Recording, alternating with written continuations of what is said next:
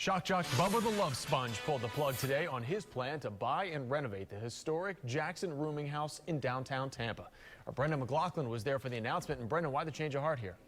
Well, Jameson, Todd Clem, known as Bubba to his radio audience, said the city of Tampa imposed unreasonable deadlines and expenses on his proposal to restore the Jackson house, so he's out.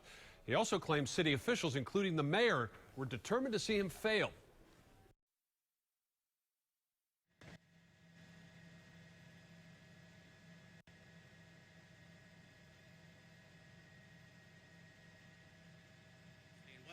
We have $8,000 of fines that have to be paid, and just gave me some outrageous demands that I can't meet. The Jackson rooming house put up African-American visitors to Tampa during the time of segregation, many of whom went on to fame and fortune.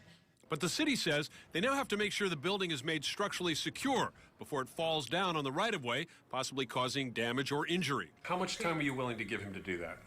We said we'd give him 6 months, which is what he asked for. But we also said that we need benchmarks, and we need to know when things are going to happen. City Attorney Julia Mandel says many of the requirements were well known to all parties long before Monday, and everything was negotiable. If you don't like this, tell us what you will live with. As for the code violation fines, Mandel says most could be waived after the improvements are made. But the root of the disagreement may be the animosity between Mayor Bob Buckhorn and the area's dominant radio personality. Buckhorn famously called Bubba, quote, a complete moron in an email made public in 2012.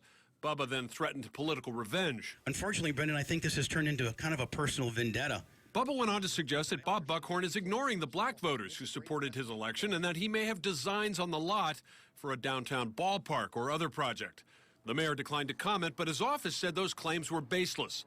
Bubba the Love Sponge, meanwhile, maintains his effort all along has been sincere. This is not a PR stunt. This is not a shock jock deal. We're not trying to burn any Korans. We're not trying to get any type of news feed. We're trying to do something right, and he thwarted it all. All we needed was for the city to be proud of this project and to work with us.